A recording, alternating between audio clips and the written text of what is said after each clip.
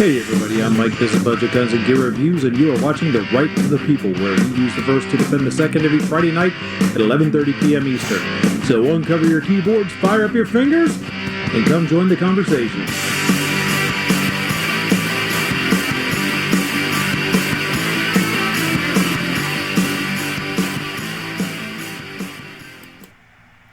Hey everybody! It's Friday, the 22nd of November 2019, and you are watching The Right of the People. Thank you for spending this time with me and my panel of lovely guests. Speaking of my lovely esteemed panel, we'll go through them here. First off, we got Roll Call 219. How you doing, sir? Hey, thanks for having me. Great to be back. You're fresh from the blind today, aren't you? Fresh from the blind and still no food in the freezer. Ah, that sucks, dude. Anything interesting happen? You see anything today? Or just didn't even see anything? The morning hunt was horrible. The wind was pretty bad here. Afternoon hunt, I saw one about 3:30. She kind of lingered in the brush and just didn't seem interested and kind of just melted away back into the forest. Well, you know, there's always tomorrow, right? Yes. We have the kingpin himself, David Bowling. How are you, sir? Doing well. Thanks for having me. Good to see everybody tonight. Oh, absolutely welcome to be here anytime. And last but most certainly not least, we have the irascible yet lovable Squibload. How are you, sir? Good evening. Good evening. Out there in the chat today, let's see, who do we have? We have Two Live Moo was actually first. I am not going to jump on the hashtag ScrewMoo bandwagon. And we did have G-Webs out there running a close second, who was the third thumb. Midnight Range TM, blowing taco farts my direction, apparently. Glimtech Arms, Ozzy Osbourne, John Brown Productions, Seven Wonders.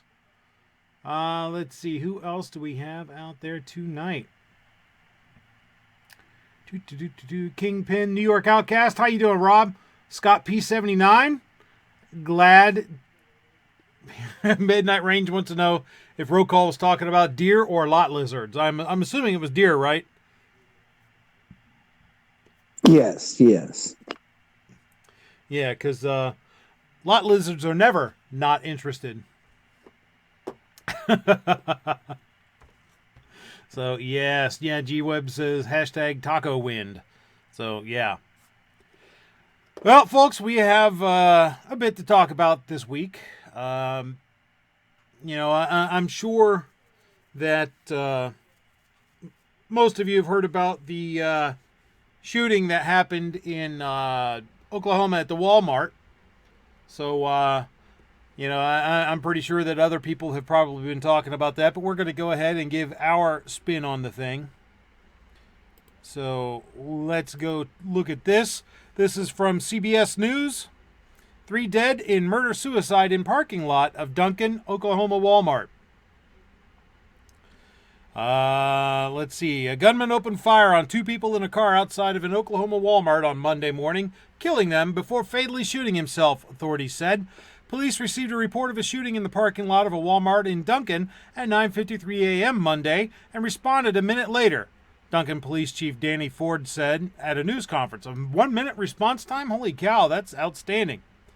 Ford said it appeared the shooter opened fire with a handgun and at one point walked up to the car, but it wasn't clear whether he started firing at first from on foot or from another vehicle. A man and a woman who were sitting in the driver's side and passenger seats were found fatally shot, Ford said. The gunman was found dead outside the car. Ford said the victims knew the suspect, but couldn't detail the relationship. The victims had been inside the Walmart and had just returned to their car when the shooting happened, Ford said. Authorities said the shooter had never entered the store. One of the victims was either a current or former Walmart employee, Ford said. Bullet holes were visible in the windshield of the red 2-door car, the Associated Press reports. Ford said he wasn't sure how many shots were fired, but could visibly account for 9. Ford said police are looking for witnesses and collecting surveillance video. A motive remains unclear. I have no idea what was going through his head, Ford said. Authorities said no one in the store was threatened and it appeared to be an isolated incident. Walmart spokeswoman Lamia Jenkins says the shooting was not an active shooter situation and that the store was not evacuated. Ford said investigators have tentative identifications on the dead but did not publicly release their names pending family notification. It's regrettable, obviously, that there's not much you can say to families that have this kind of loss except we're sorry, Ford said. Duncan Public Schools were briefly placed under lockdown. The school district told CBS News that they were given an all clear by police. Duncan is about 80 miles southwest of Oklahoma City. So that was the first article published on November 18, 2019. But there's another article to go with this. Doggone it. Because as it turns out, this isn't going to fit the media narrative. Because, according to Second Amendment Daily News, Oklahoma Walmart shooter stopped by armed citizen. I thought about making this a shout out, but I wanted to talk about this a little bit. Yes, G, you're absolutely correct. It's a murderer, not a shooter. We are shooters. Duncan, Oklahoma. Breaking news this Monday morning after 3 people were shot and killed in a Walmart in Duncan, Oklahoma. Police have already issued a statement saying that the shooting took place in the Walmart parking lot. We can confirm a shooting in a Walmart parking lot. 1 female and 1 male were deceased in a car and 1 male outside of the car. A handgun was found on the scene.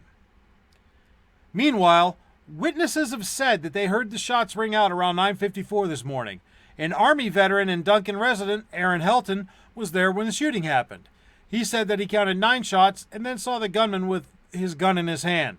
That's when Helton reported another man walked up to the shooter and pointed a gun at his head. The second man shouted at the gunman to stop. That's when the gunman pointed his gun at his own head. Helton looked away and 1 more shot rang out, presumably the gunman shooting himself. By the time it was over, Helton could already hear police sirens. No word yet has come out about a motive, but people are speculating that it was a domestic issue. I don't know if it was a crime of passion, Helton said. Duncan is a town of just under 25,000 people that lies just 80 miles southwest of Oklahoma City. A tale of 2 Walmart shootings. Oklahoma passed constitutional carry earlier in 2019, and it only went into effect on October 18, 2019. This shooting at Walmart stands in stark contrast to the shooting at a Walmart in El Paso, Texas, earlier this year. Most obviously, early reports out of Oklahoma indicate that a concealed carry holder with their own weapon was able to stop this shooter with only 2 victims. Meanwhile, in El Paso, Texas, the shooter met no armed resistance and was able to go on to murder 22 people and spark a nationwide gun control debate. We'll update this story as more information becomes available. There are 2 things that I take from this. First, the media just simply isn't going to spread this story because it doesn't fit their narrative. There were only 3 decedents, one of whom being the perpetrator. And second, it was stopped by an armed citizen. And they never like to tell that story. That's why this appeared as a brief blip as it was just happening before they even knew what was going on the national news, and then immediately died. No pun intended. Second, I think that Second Amendment News there, that second article, was wrong in its approach. It should not have compared the El Paso Walmart shooting to this one. This one is obviously a domestic situation gone bad. I suspect that it is a jealous ex or something like that, or a jealous husband or boyfriend or whatnot. And he killed the 2 of them and then killed himself and had no intent to go on a rampage shooting like the guy in Texas did. So to say that, to draw that parallel, probably not accurate, not kosher. I don't know. What do you guys think? Is it comparing apples to apples or apples to oranges here?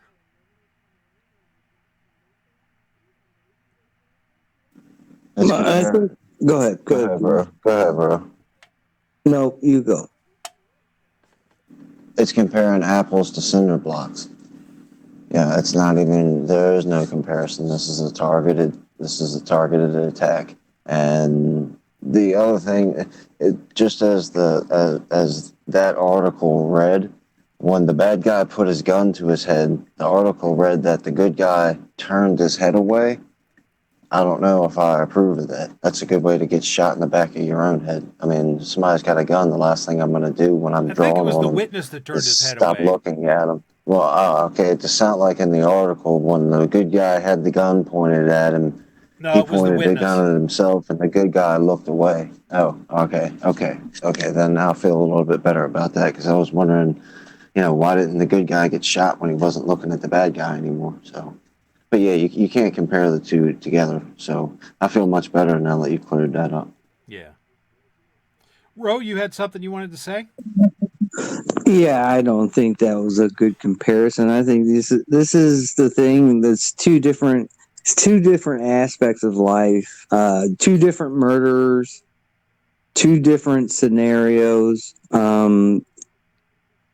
What really irks me is somebody walked up and put the gun to his head, and then the murderer shot himself.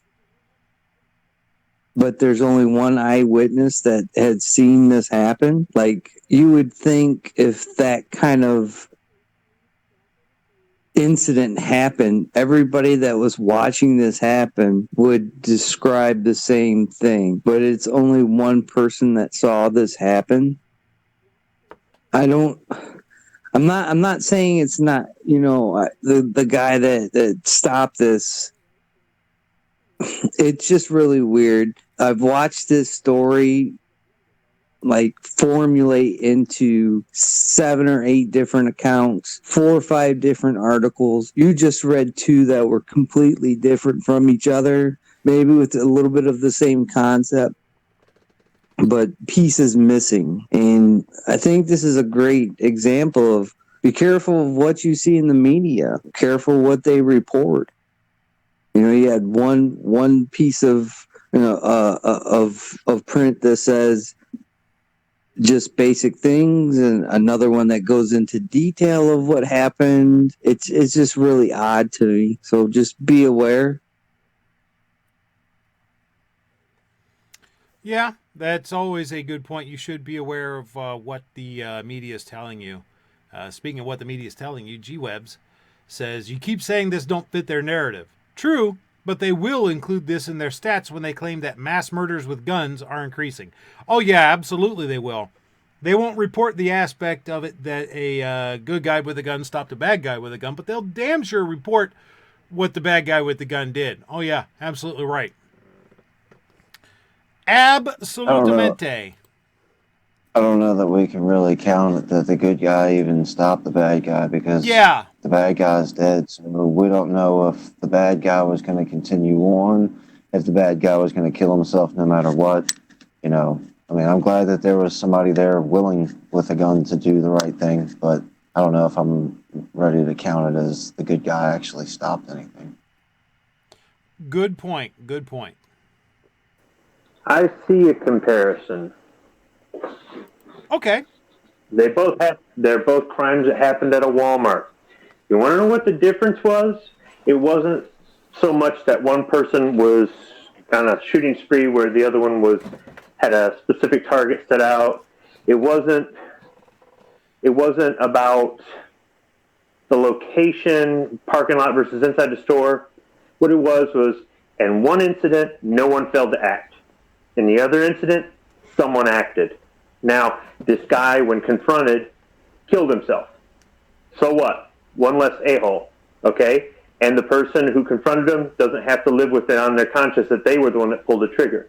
But the simple fact that they acted, they did something. They drew their gun, and they tried to defend other people's lives instead of hiding, running, waiting for the police, the usual.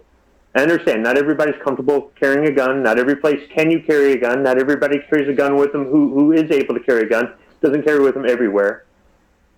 But in addition to having these gun-free zones and places or states that won't allow you to open or conceal carry publicly, you've also got this hide mentality. And when you just freeze or you try to hide, you're dead, because you're just sitting there. You're a sitting duck. People don't know what to do when they get shot at. Most of the population of this country probably has no idea what to do when they're getting shot at.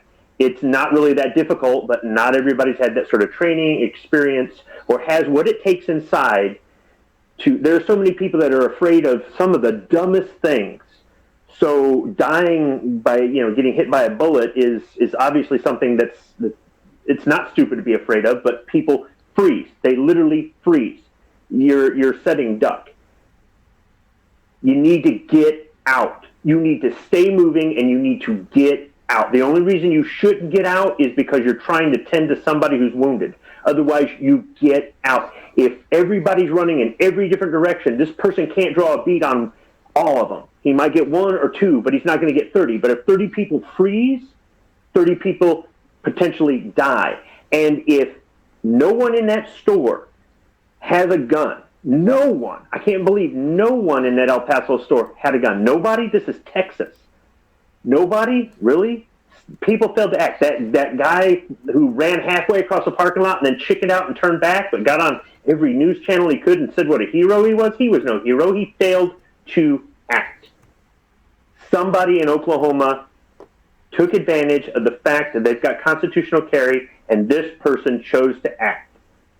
That's the difference, or that's the comparison.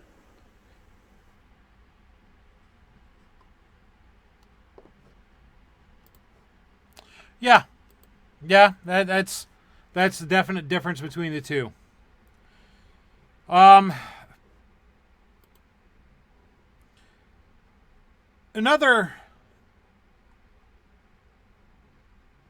Speaking of failing to act, the Secret Service recently released a study that shows that school shooters exhibit concerning behavior before attacking. Now, we've known this. I guess we didn't really need a multi-million-dollar Secret Service study to tell us this. Just look at the case of that animal in Parkland. All those, 36, 39, contacts, or 3 dozen at least contacts with police prior to his rampage at the school. So, we know that this is what happens.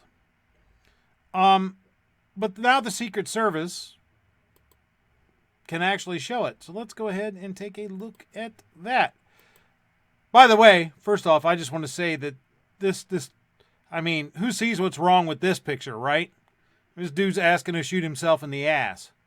He's got his booger hook on the bang switch. Should never do that when you're reholstering or drawing your weapon. So, yeah. Anyhow, this is a piece from Breitbart. Secret Service. School shooters exhibit concerning behavior before attacking. This is by A.W.R. Hawkins from November 14th.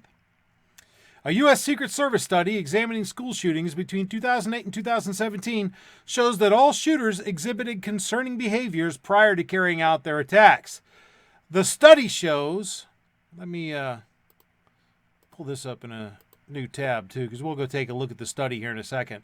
The study shows all attackers exhibited concerning behaviors. Most elicited concern from others, and most communicated their intent to attack. Moreover, most of the attackers communicated a prior threat to their target or communicated their intentions to carry out an attack. How were the threats perceived? The Secret Service says, in many cases, someone observed a threatening communication or behavior but did not act, either out of fear, not believing the attacker, misjudging the immediacy or location, or believing they had dissuaded the attacker. On October 31st, 2019, Breitbart News reported Andrew Pollack's warning that politically correct policies to decrease juvenile arrests and other leftist school policies endanger children by ignoring or overlooking threats. And that is a true statement. That is I'm seeing the effects of this in my local communities. In the county I work in, which is adjacent to the county I live in, is started something called JDAI, the Juvenile Detention Alternatives Initiative. And basically, they're doing a lot of catch and release and diversion stuff. And consequently, the crime rate in that county and in the one city in particular is freaking skyrocketing. This past summer, there were shootings galore because of this. I think it's a direct result of this catch and release garbage that they're doing with these guys. But I digress. Pollock's daughter, Meadow, was killed in the February 14, 2018 Parkland, Florida high school shooting. The Secret Service study also notes that nearly all school attackers acquired their guns from home. The study notes that many of the attackers used unsecured firearms. Others were able to gain access to firearms that were secured in a safe. This means point of sale of gun controls like universal background checks would not prevent school shootings, as so many of the attackers are getting their guns the way the Sandy Hook Elementary School attacker got his, by stealing them from his mother. Yeah, what this doesn't mention is that he blew her face off first. The study also notes that a characteristic common among school attackers is that they have experienced a breakdown in their families. Over 70% of the school shooters examined in the study came from homes that had witnessed a divorce or separation. Wow. So here is the study itself. I mean, I encourage you to go check this out on your own. It's at secretservice.gov. You can find it there. Let's see. Let's look through some of this. Don't care about the executive summary. Well, actually, no. Let's look at this. Let's see. There's no profile of a student attacker, nor is there a profile for the type of school that's been targeted. They varied in age, gender, race, grade level, academic performance, and social characteristics. There was no profile of the type of school. They usually had multiple motives, the most common involving a grievance with classmates. In addition to grievances with classmates, attackers were also motivated by grievances involving school staff, romantic relationships, or other personal issues. Most attackers used firearms, and firearms were most often acquired from the home. So again, yeah, the background checks would do nothing. Assault weapon bans would do jack. I guess kind of on the face of it, it would makes a case for safe storage laws, but I think if you're a responsible gun owner, you should be doing that anyway. Storing your firearms in a secure manner and restricting access to those you trust to have it. But that's just that's just being responsible, I think. I don't think that should be legislated. In several cases, the attackers were able to gain access to firearms that were secured in a locked gun safe or case. It should be further noted that some attackers use knives instead of firearms to perpetrate their attacks. Therefore, a threat assessment should explore if a student has access to any weapons, with a particular focus on weapons access at home. Most attackers had experienced psychological, behavioral, or developmental symptoms. The observable mental health symptoms displayed by attackers prior to their attacks were divided into three main categories: psychological, depressive symptoms or suicidal ideation; behavioral, defiance, misconduct, or symptoms of ADHD, ADD; and neurological, developmental.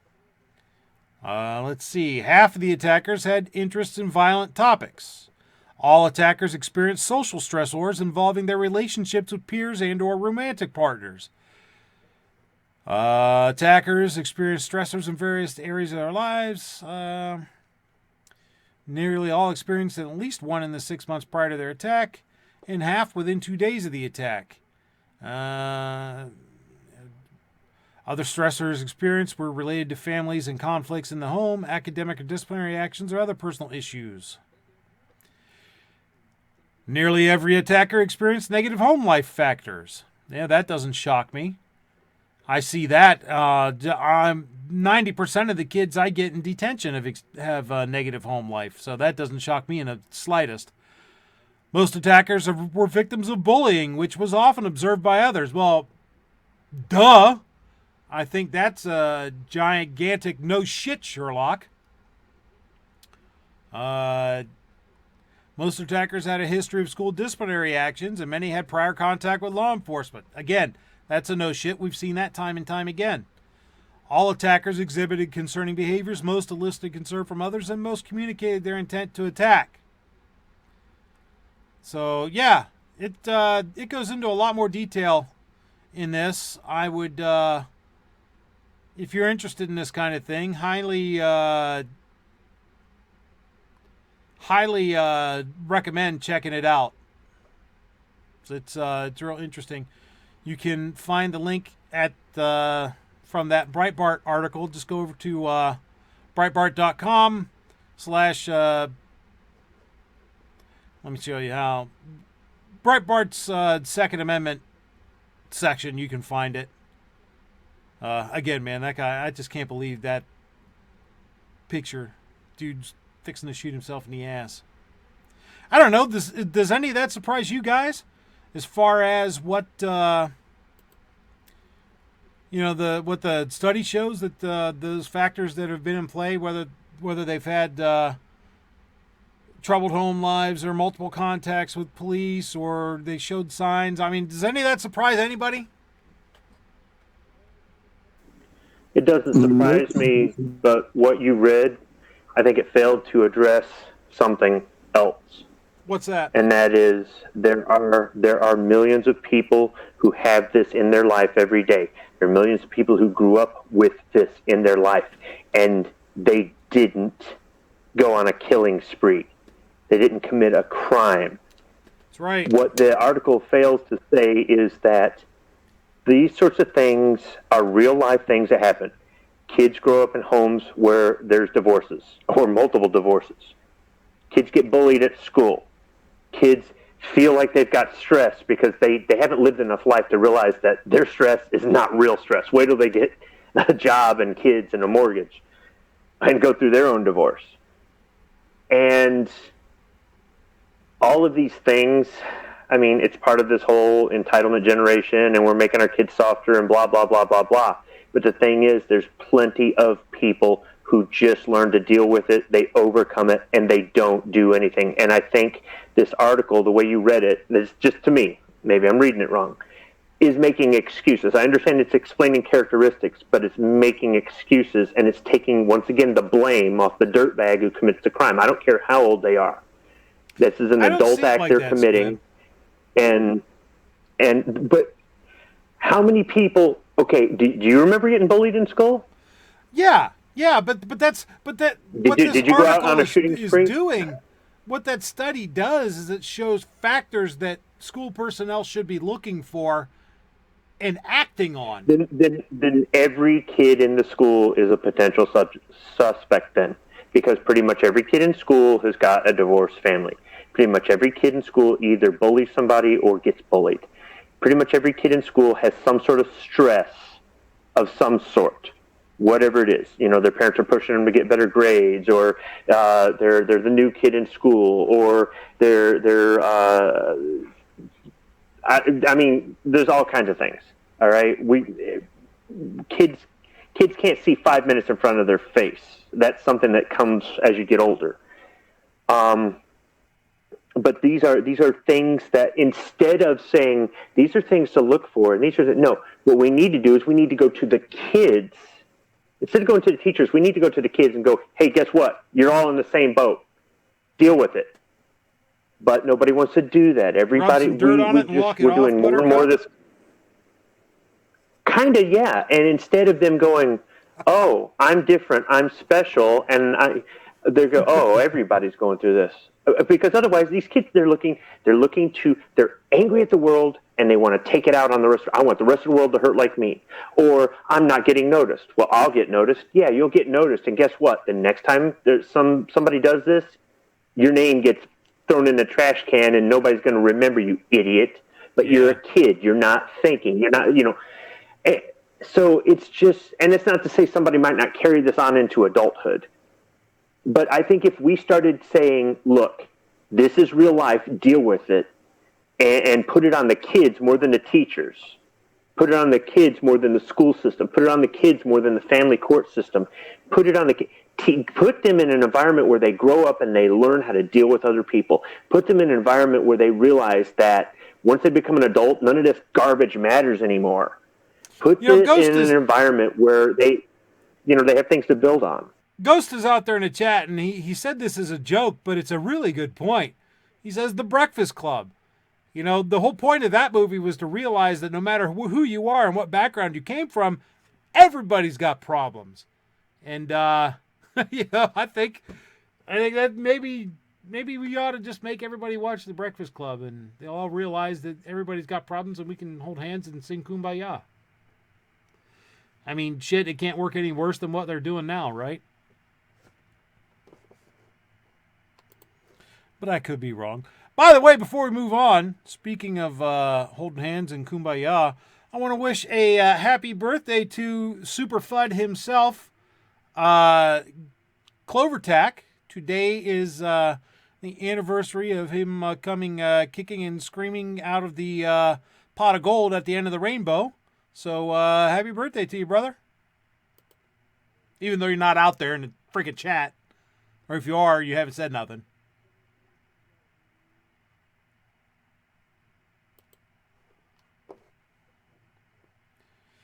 Speaking of kicking and screaming,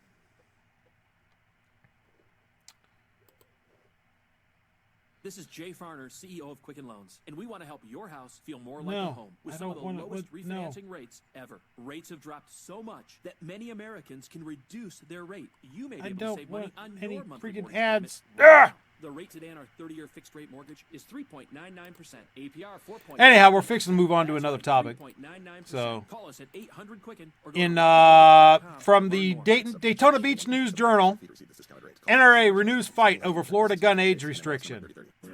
Witness said he was calling Jason's name, and Virginia then went to kiss him goodbye. Now, if I could to quiet these utterances of, perhaps uttering his killer's name. She was trying to, so you had. All right, NRA renews fight over Florida gun age restriction. The gun rights group alleges, this is, by the way, from November 20th, 2019. The gun rights group alleges that the age restriction is an unconstitutional violation of the Second Amendment right to purchase firearms to defend themselves, their families, and their homes. Tallahassee.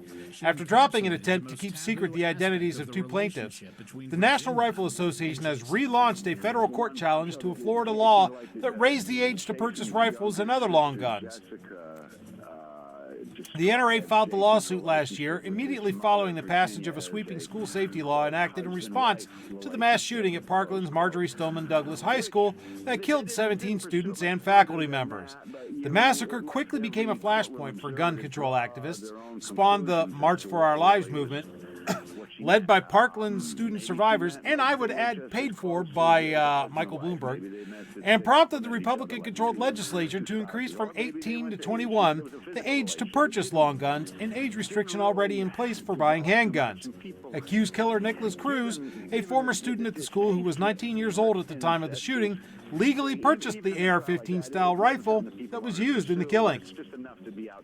The NRA challenged the constitutionality of the new age restriction, but the lawsuit was on hold for more than a year because of a fight about whether two young adult plaintiffs could remain anonymous. In an effort to get the case back on track, the NRA last week abandoned its efforts to use pseudonyms for plaintiffs Jane Doe and John Doe. It filed an amended 12-page complaint Tuesday that named Radford Fant of Duval County, a law-abiding responsible citizen between the ages of 18 and 21, as a new plaintiff. Also on Tuesday, lawyers for Attorney General Ashley Moody, whose office is representing the state and the NRA, filed a joint scheduling motion proposing deadlines in the lawsuit that, if agreed to by the judge, could lead to a trial next summer. Getting the primary case moving so the constitutional rights of Florida's young adults can be restored is a top priority with the NRA. Marion Hammer, the group's Florida lobbyist and former national president, told the News Service of Florida in an email Wednesday morning. The gun rights group alleges that the age restriction is an unconstitutional violation of the Second Amendment right to purchase firearms to defend themselves, their families, and their homes. At 18 years of age, law-abiding citizens in this country are considered adults for almost all purposes, and certainly for the purposes of the exercise of fundamental constitutional rights, the NRA's lawyers wrote. At 18, citizens are eligible to serve in the military, to fight and die by arms for their country. In Tuesday's filing, the NRA argued the age-based ban imposes a significant, unequal, and impermissible burden on the right to keep and bear arms of a class of millions of law-abiding 18 to 21-year-old citizens. But Senate President Bill Galvano, a Bradenton Republican who played a key role in passing the legislation after the Marjorie Stoneman Douglas shooting, defended the law. I continue to stand by this important legislation, he said. The case had been on hold at the 11th U.S. Circuit Court of Appeals because of the NRA's attempt to keep anonymous two plaintiffs who were 19 years old when the case was filed. The NRA's effort was based largely on a declaration filed by Hammer that detailed threatening emails she had received following the Parkland shooting. Chief U.S. District Judge Mark Walker decided last year that previous court rulings forced him to reject the request to keep the plaintiffs anonymous. The NRA asked the Atlanta-based appeals court to overturn Walker's ruling on the anonymity issue, but it decided to dismiss the appeal last week, a request that was approved Tuesday. On Wednesday, Walker issued an order lifting a stay on the underlying case, putting it back in motion. So, you have a pop-up playing. I know I do, and I hate this son of a bitch. I'm going to have to move here in just a second. You can barely hear it. You can barely hear it, but it's in the background. You can hear it playing just a little bit. Yeah, it was an ad on that page.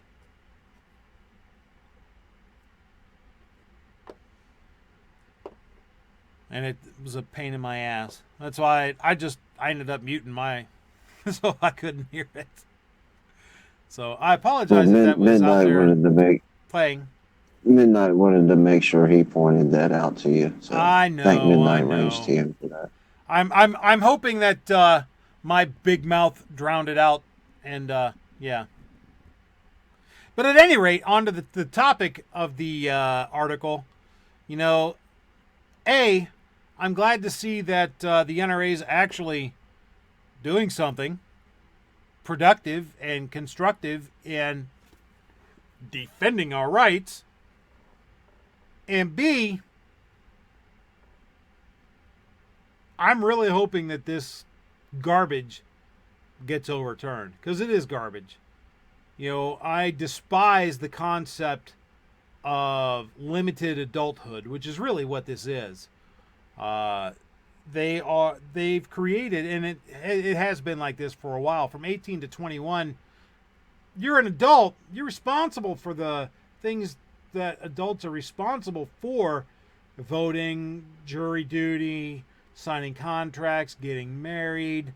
In criminal cases, you're responsible as an adult, but you don't enjoy the full range of privileges and rights that, in particular, the rights that full-fledged adults enjoy.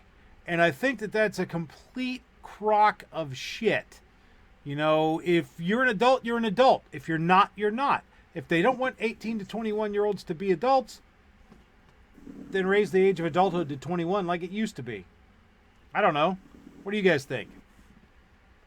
Well, the same people that want to raise the age to own a gun to 75, because, you know, an adult is 75 years old, are the same people that think 7-year-olds can determine whether they're really boys or really girls or not. Well, 16-year-olds should be able to vote. Yeah, right.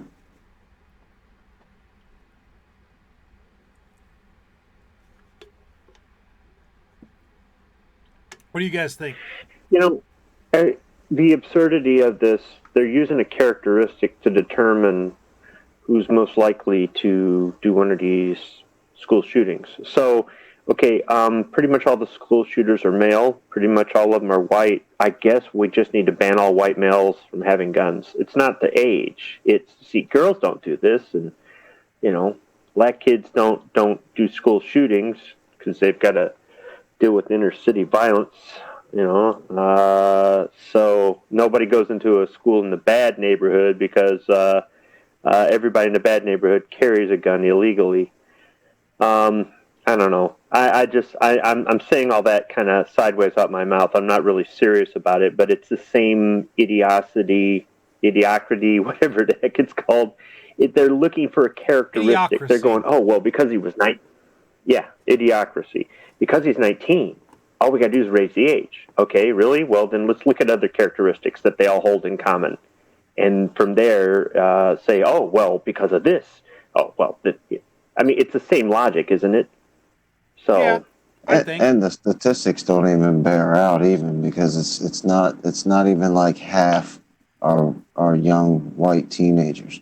You know, there's the Chinese guy, whatever, Asian guy from Virginia Tech, the Asian guy from California, the Spanish guy from California, the Spanish guy from Florida. Yeah, that's true. That's true. I guess I was just looking at the absurdity of the, let's find a characteristic. Oh, look at his age. But that's exactly you're Don Lemon is going to go on his TV show and say that the most dangerous person on the planet is the white man. That he said that time and time again on his television show, that we're terrorists. We're more dangerous than ISIS. Race baiting's profitable. So, yeah, I'm just thinking if they can't get it on the age thing, they're going to start looking for other stuff. Oh yeah, absolutely they will.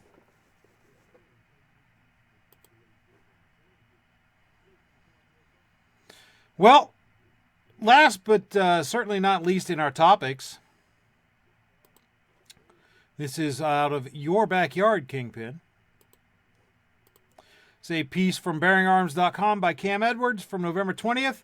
Baltimore wants to sue gun makers over gang violence. Nobody would disagree that Baltimore, Maryland has a huge problem when it comes to violent crime. After all, the city recently surpassed 300 homicides for the 5th year in a row, and violent criminals seem to act with impunity on the city's streets on a daily basis. Now, Baltimore officials think they have a plan. Sue gun makers for gang violence in the city. As of Tuesday night, there have been 306 homicides in Baltimore City so far this year. City Solicitor Andre Davis said that escalating violence is why he will legally go after the gun manufacturers to hold them responsible if Sandy Hook families succeed in their cases, he said. Last Tuesday, the Supreme Court ruled it would allow the lawsuit against Remington. Families of the victims killed in the 2012 Sandy Hook Elementary School massacre said the company should be held liable for its role in marketing one of the assault-style rifles used in the shooting. The court says it rejected an appeal from Remington, which argued it should be shielded under a federal law designed to protect them. Tuesday, Davis said it's not just Baltimore, but every city in America is watching what happens with the Sandy Hook lawsuits. That decision by the Court of Appeals a couple of weeks ago was a breakthrough because Congress has created immunity for these gun manufacturers that, up until now, has been impenetrable, and this recent decision is the first small crack in the wall, and we will continue to monitor it, Davis said. I've got some bad news for these politicians, hoping to hold gun manufacturers accountable for the actions of criminals. It's not going to work. The Supreme Court allowed the case against Remington to go forward based on one solitary claim that's going to be difficult for plaintiffs to prove in court: that Remington's advertising and marketing somehow inspired the mass murderer in Newtown, Connecticut, to commit his atrocities. For Baltimore to pursue similar litigation against gun manufacturers, they'd have to show that gang members and drug dealers wreaking havoc in the city have all been inspired by the advertising of gun companies. I don't know about you, but I've never been tempted to engage in a drive-by or kill someone in a drug deal because of an advertisement I saw in Guns and Ammo.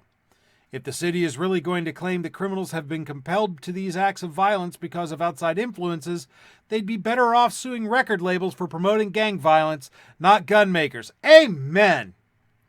I don't think the Remington case really opens the door for Baltimore to sue gun makers, but it does certainly reveal the desire of local officials to avoid responsibility for the surge in homicides and shootings over the past few years. Again, that's another nail hit squarely on the head. Baltimore politicians have a habit of passing the buck when it comes to shouldering some of the blame for the city's growing crime problem. Just a few weeks ago, as Baltimore Sun columnist Dan Rodricks recently noted, Mayor Jack Young refused to accept any responsibility in the hundreds of murders that have taken place this year. It is difficult to think of a statement by a Baltimore mayor that could be more obtuse. I'm not committing the murders, and that's what people need to understand. How can you fault leadership? Because it's leadership and it's supposed to be responsible? This has been 5 years of 300 plus murders. I don't see it as a lack of leadership. That was Jack Young during his press conference last week. With city violence reaching its annual crescendo, the mayor seemed to be saying, "Don't blame me and don't look to me for answers." It's as if he considers the high rate of violence a naturally occurring phenomenon like a drought beyond human control. I should have picked this dude as the moron of the week. So the mayor doesn't think the leadership in Baltimore City politics have any culpability in the gang violence plaguing too many neighborhoods, but gun manufacturers should be held responsible for the actions of criminals. The fact is, too many Baltimore-based politicians like Young have decided the city's real problem is the Second Amendment and legal gun ownership, and they're doing little to get serious about the drug and gang-fueled violence. While the city's considering suing gun makers, their own criminal justice system is letting repeat violent offenders avoid serious consequences for the crime. A violent repeat offender caught with a murder weapon escapes conviction in 11 cases in Baltimore City. Prosecutors say David Warren became so brazen he bragged about the crimes he committed in videos posted on YouTube. Out of the 15 cases the Baltimore City State's Attorney's Office charged Warren in, Fox 45 found they dropped charges on 11 of them, even those where he was charged with attempted murder. Baltimore has big problems. The Second Amendment isn't one of them. In fact, the city's murder rate jumped to historic highs after sweeping gun control laws were enacted in 2013, making it even more difficult for law-abiding citizens to exercise their right to keep and bear arms. Criminals, on the other hand, don't seem to have noticed any of the new gun laws any more than they paid attention to the old ones. If Baltimore's politicians were really serious about public safety, they'd start calling for a shall issue concealed carry laws while ensuring that repeat violent offenders like David Warren actually face justice for the crimes they've committed. Blaming gun makers for Baltimore's gang violence is likely to not just fail in court, but to allow the violence to remain unchecked by focusing on legal companies and constitutionally protected rights instead of cracking down on criminal organizations and their members. I think Cam was just spot on with his analysis of what's going on there. What do you guys think? Do you think that the suit against Remington has the possibility of going anywhere? And if it does, do you think it'll open the door to this kind of garbage? Or do you think that it's going to be awful damn hard for them to prove that Remington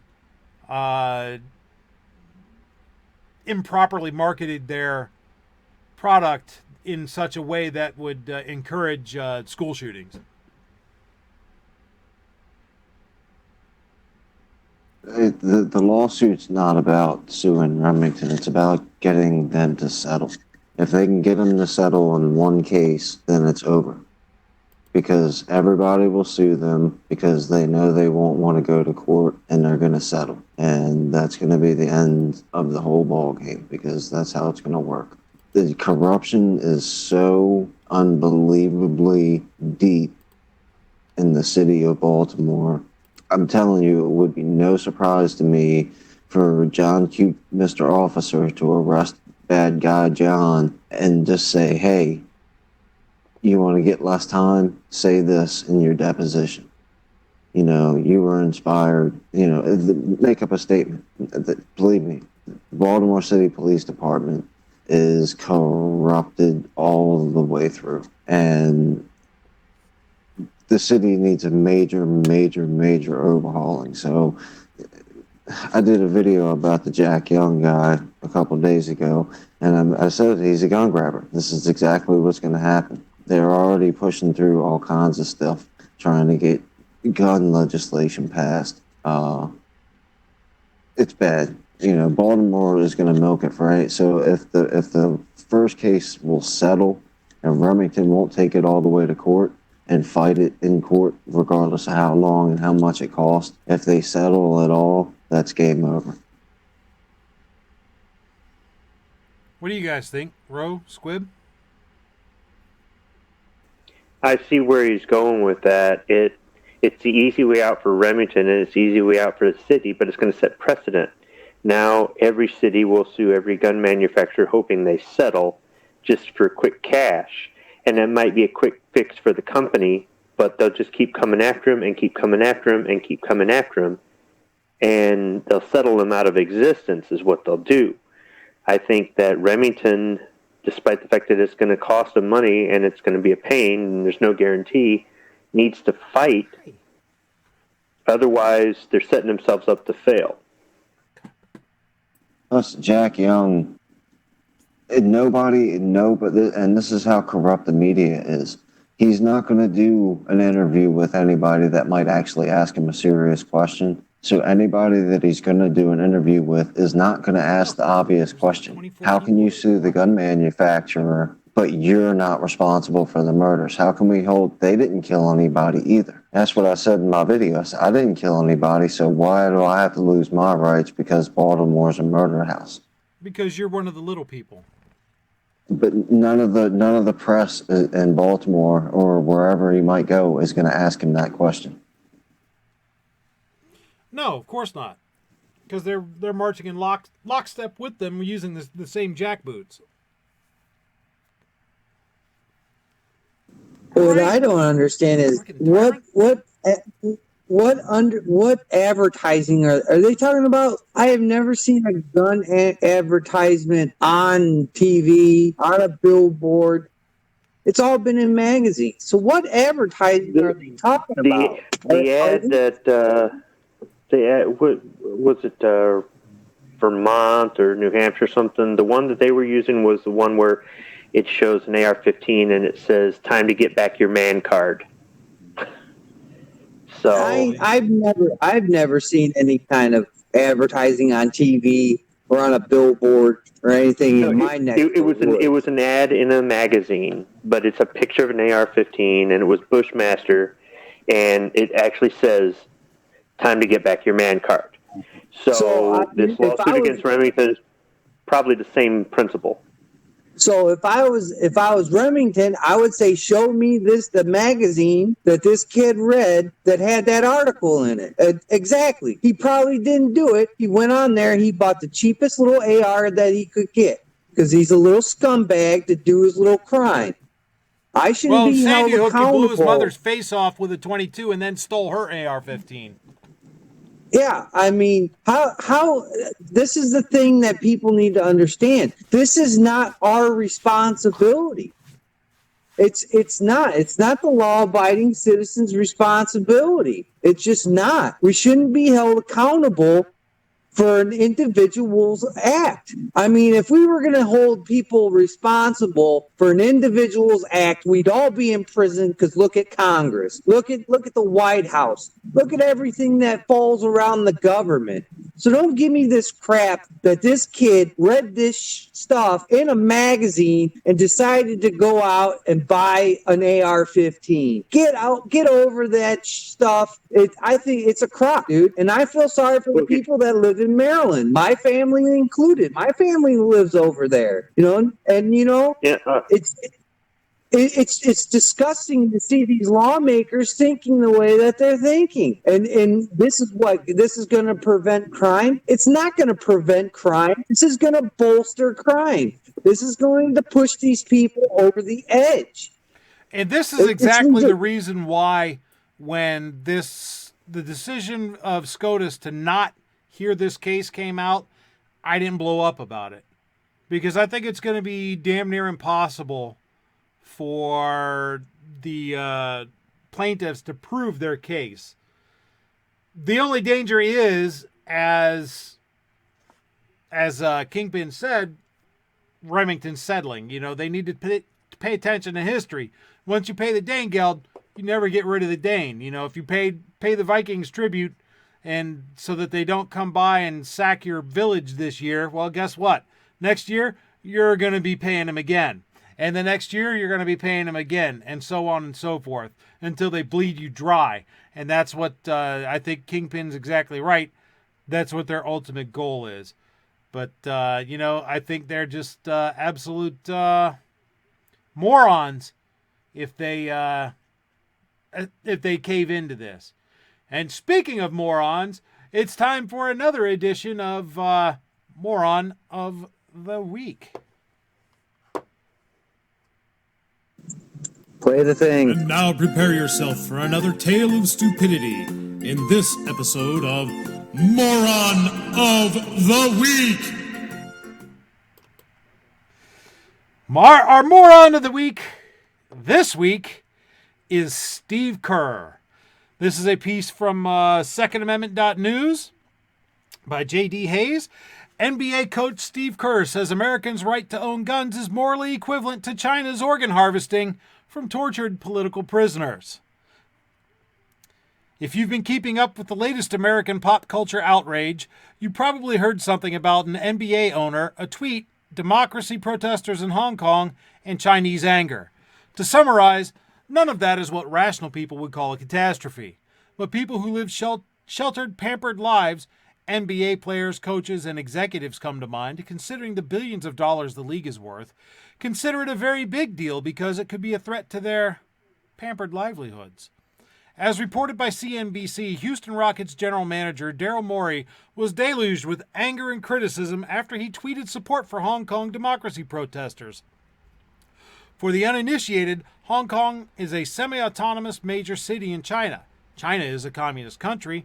Communists hate freedom, and they certainly have no use for democracy. But the NBA is huge in China, worth more than $1.5 billion per year, in fact. So Morey was forced to bend to the outrage mob and delete his tweet. So much for free speech and expression. To the NBA outrage legions, Chinese communism is much more important to preserve than the First Amendment to our Constitution. And it gets worse and crazier. As reported by the Gateway Pundit, earlier this week Steve Kerr, head coach of the NBA's Golden State Warriors and a guy who has little to no use for President Trump, refused to condemn the Chi-Coms for their abysmal human rights record, which, by the way, includes harvesting organs from politically persecuted Chinese citizens. What in the world is an American citizen doing sticking up for communist authoritarianism? 3 words: money, money, money. Fox News' Tucker Carlson wasn't having it. He bracketed Kerr with truth bombs on his program Thursday. Steve Kerr is a phony. He's brave when crowds applaud, but when money is at stake, he shuts up and obeys like the cowardly little corporate stooge that he is, Carlson said. It's hard to imagine how a man like that can look himself in the mirror at night, and yet he's not alone. Hardly. There are countless Steve Kerrs in corporate America, all of them happy to sell out their country and lick the boots of their Chinese masters for pay. Wow. Truth bombs galore. As Carlson pointed out, Kerr never seems to be so unsure and confused about the issues when it comes to embracing hard left nonsense. And, of course, bashing our president. But when it comes time to choose between freedom on the one hand and brutal repression on the other, well, that's a poser. But it gets worse. In an interview this week, Kerr actually breezed over China's horrible record of upholding human rights and instead took a swipe at our Second Amendment. No, nor has America's record of human rights abuses come up either. People in China didn't ask me about, people owning AR-15s and mowing each other down in a mall, he said, in response to a question about Chinese human rights, or really the lack thereof. Pathetic. Never mind that Americans owning AR-15s is a constitutionally recognized and protected right. Those rifles are firearms and, the Second Amendment and all. You know who doesn't have AR-15s or firearms of any kind? The Chinese people. And while this phony so-and-so complains about mall shootings, which are so rare as to be statistically incalculable, Kerr is willing to give current and past Chinese communists a pass for killing tens of millions of their own people. The NBA isn't about to criticize a thing that China does, despite the fact that the country's rise is a direct threat to the U.S. national security, and, one would think, the continued existence of the NBA, because money is much more important than standing up for freedom. So there you go. Steve Kerr, you are this week's Moron of the Week. And there we had another tale of stupidity in this week's episode of Moron of the Week. What a jackhole. How could you draw that moral equivalency? The people in Hong Kong right now wish they had firearms. Hell, they're defending themselves with bows and arrows. Night strike, exactly. They're on the streets with megaphones reading our Constitution, singing our national anthem, waving our flag. the NBA, nobody's going to care about this next month or whatever when the playoff starts because it's turned on the boob tube and entertainment. No different than football. Everybody still loves football, but when that kid was kneeling, it was the worst thing on the planet. Now that he's not around, it's hey, football. Frankly, I don't pay attention to either one. Yeah, but we're a real small minority, though, man. That's true. There's a lot of people who complained about it and ran right back to the game. And that's fine. If you like football, I don't care. Go ahead. But, don't tell me that you're not going to go into the wing store because you can't carry your gun but you got to go watch the NBA game somewhere who loves communism. Vandalistica Vlogs says, I feel like the moron of the week is biting pigs in space just a little bit. I hadn't realized that, but you may be right. Yeah. How about that? Maybe I was subliminally influenced by that. I don't know.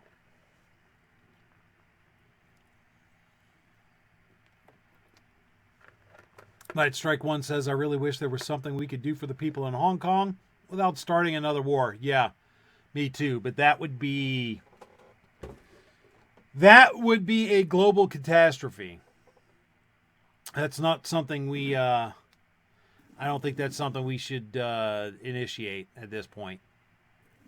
There's Hong Kong and at least 3 or 4 different places on the planet. Iraq, France, Hong Kong. There's some other place that's pretty prevalent I can't think about. There's all kinds of countries out there fighting to become America. And we're watching a handful of people destroy what is already what they want to be. Countries are dying and struggling and doing everything they can to become us. And people are here trying to tear us apart. Oh, they want to turn us into those communist crap holes. Yeah, exactly. That's right. They're looking at the news, watching Hong Kong desperate to become the United States, while they're saying, no, we want to become what you're trying to not be. Yeah. It's a damn shame. Well, at this point, we're starting to run a little long on time, so we are going to go to what is Roll Call's favorite segment, Self-Defense Shoutouts. For those of you who are new to the show or who have never stuck around to the end of the show, Self-Defense Shoutouts are not where I'm reveling in the proposition that the bad guy suffered death or injury. Self-defense shoutouts are instead where I'm reveling in the proposition that the good guy had the means, method, and opportunity to defend themselves against the bad guy. First up is from just up the road from me, actually, from fox8.com. No, thanks, I don't want notifications. From fox8.com from November 18, 2019. Police. Akron store clerk shoots and kills suspected gunman during robbery attempt. Akron police are investigating a deadly shooting inside a store that happened during an attempted robbery. Police say 2 employees were inside the Royal Beauty Supply store in the 900 block of South Arlington Street Friday evening when 2 masked suspects with guns entered the store and attempted to rob them. During the robbery, a 26-year-old clerk pulled out his gun and shot one of the suspects, killing him. The identity of the person shot has not been revealed at this time. The second suspect fled the scene wearing all dark clothing. He also had a mask covering his face. No other description was provided. Anyone with information is encouraged to call the Akron Police Department Detective Bureau at that number. Morgan Kreitzer. No, darling, I'm not going to bed. Besides, no, you go to bed. I'm the dad here. So, yeah, there. Next up. This is from Fox19.com. Home invasion leaves man shot dead in Highland County, sheriff says. November 18th, 2019. Highland County, Ohio. What is it with Ohio this week? An attempted home invasion in Highland County Monday morning left the would-be intruder shot dead, according to the Highland County Sheriff's Office. Around 10:40 a.m., the Sheriff's Office says it received a 911 call from a male homeowner saying he'd just shot another man trying to break into his house. The house is located around the 5000 block of State Route 124. "I just shot this guy," the homeowner told the dispatcher, his voice panicked and distraught. "He tried to attack me, tried to get in my back door and everything." Giggity. The homeowner said that he and his wife were eating breakfast when the man, whom he describes as being in his 30s, tried to get in their home's back door and said he was going to kill them. "I've never seen his face before in my life," the homeowner said. The man allegedly went into the garage. Then the homeowner came out the front door of his house with a gun. The man charged the homeowner, he says, at which point he shot the man. Sheriff Office deputies and detectives went to the scene along with the Highland County Coroner, the Bureau of Criminal Identification and Investigation, and the Life Squad. They found the man who had been shot alive and tried to save him, but he died shortly after they arrived, the Sheriff's Office says. His name has not been released. A woman who lives nearby tells Fox 19 Now the man who was killed had been in the garage of the home, throwing things around and saying he was there to kill the homeowner. The woman also says while the man who was killed wasn't in the right state of mind, he was a good person. The incident is under investigation. And last, but most certainly not least, police from WSOCTV.com. Police. North Carolina homeowner with gun confronts suspect with axe. From November 18th, 2019. Burlington, North Carolina. A homeowner with a shotgun has fended off a man who police say tried to break into his home using an axe. A news release from Burlington Police says the suspect, identified as 29-year-old William Lawrence Cohen, tried to enter the house through a back door on Sunday morning with an axe that belonged to the homeowner. Police say the homeowner pointed the shotgun at Cohen, causing him to leave the axe behind and run away from the house. Cohen was arrested 2 blocks away without incident. Cohen is charged with break or enter a building with the intent to commit felony or larceny. He's being held at the Alamance County Detention Center on a $5,000 bond. It's unclear whether he had an attorney who could speak up for him. So there you have it, folks. We have 3 instances where the good guy was able to stop the bad guy from doing any lasting harm. And that's the way it should be. Did you leave out the paragraph where it said that he went out on his back porch and fired 2 blasts into the air? Yeah, I must have missed that one. How could I, right? I mean, it's safe to just assume that was in the story, so it's not really like you missed it. We should have all knew that was in there. Yeah, I mean, that should have went without saying, right? I mean, Uncle Joe said that's what we ought to do, so...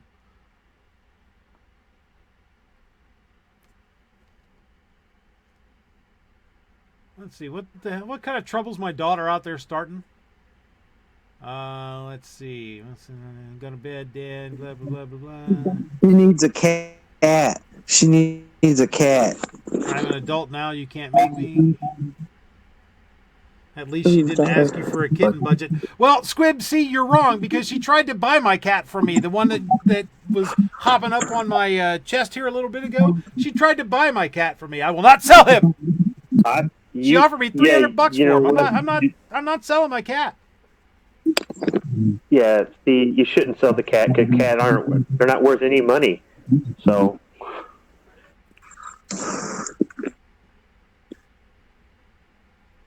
You have to get her a cat now.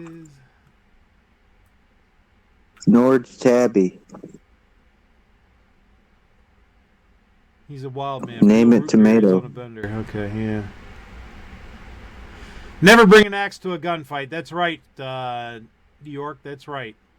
You just got to change the name back to Rob D, man. You're always gonna be Rob to me, man. It's crazy. I'm surprised the headline didn't say homeowner shoots man over axe or over stolen axe. Yeah, no kidding.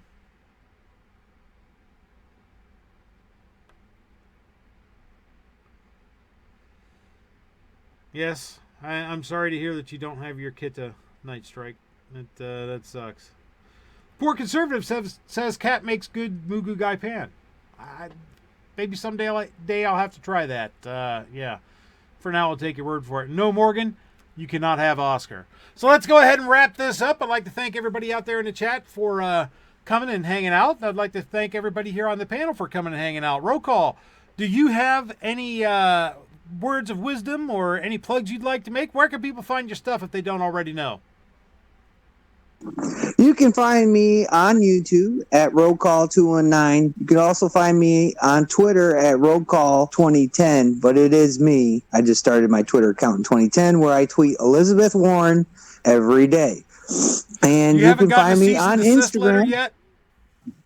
No, I have not. She's still tolerating my... yeah, maybe I have to start it twice a day.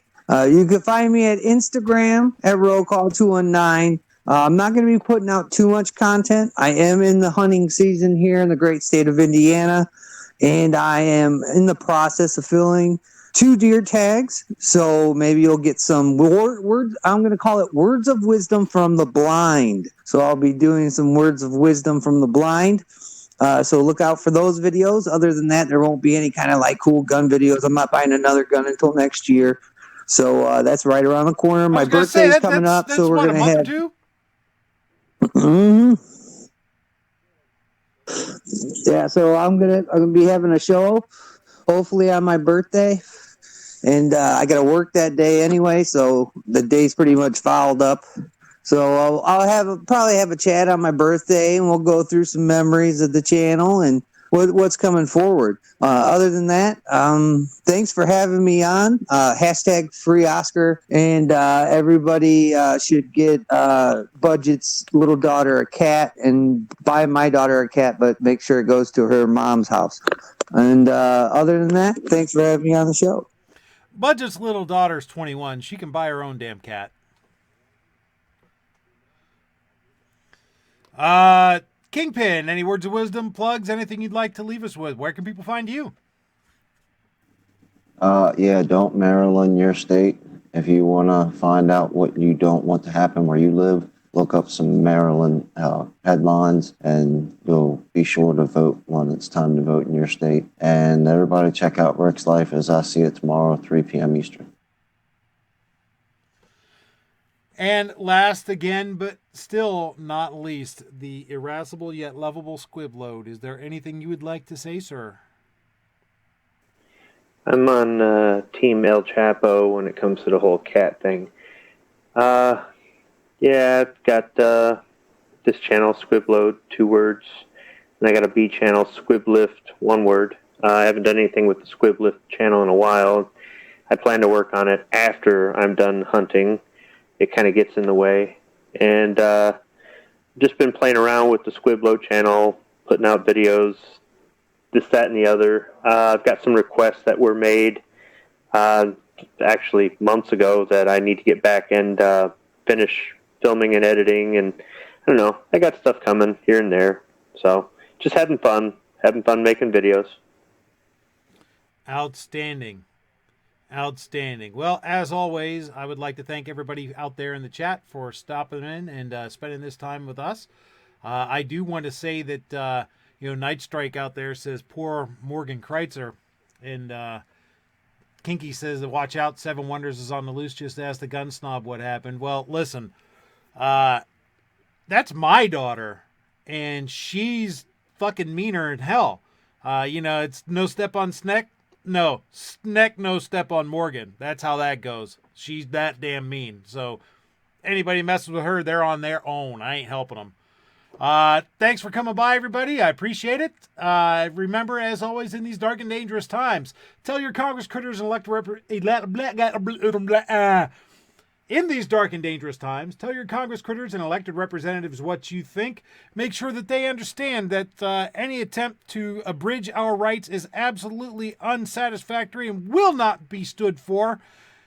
Send them snail mail, email, telephone, telegraph, carrier pigeons, bicycle messengers, semaphores, heliographs, anything that you have to do to let them know that you will not stand for this and never, ever, ever give up the fight.